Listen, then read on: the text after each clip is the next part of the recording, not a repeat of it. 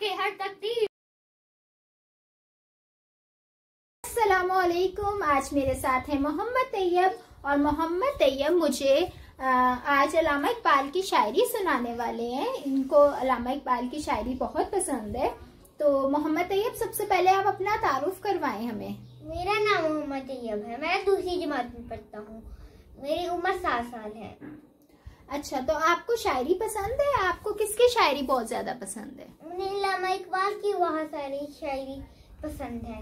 तो आप अल्लामा इकबाल के बारे में क्या जानते हैं? वो पाकिस्तान के कौमी शायर है।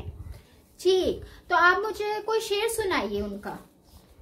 खुद ही कब कर बुलाती इतना के हर तकदीर से पहले, खुदा बंदे से खुद पूछे बता तेरी रजा क्या है। शाबाश, बहुत अच्छा। तो कोई और शेर भी आता है आपको? हजारों ख्वाहिशें ऐसी के हर ख्वाहिश पे दम निकले, बहुत निकले मेरे अरमा फिर भी कम निकले।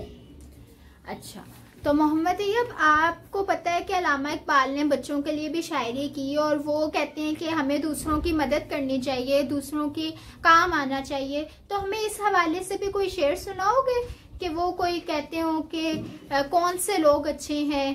कोई इस तरह का शेर है अल्लामा इकबाल का?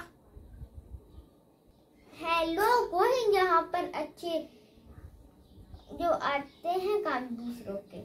अच्छा, तो इकबाल ने नौजवान नस्ल को शाहीन कहा है और शाहीनों के लिए भी बहुत सी शायरी की है। तो इस हवाले से कोई शेर सुना दो।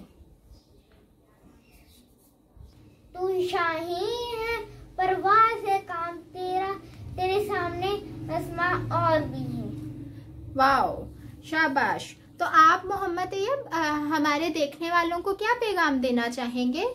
हमें दूसरों की मदद करनी चाहिए और सामने जो भी मुश्किल आए उसका सामना करना चाहिए।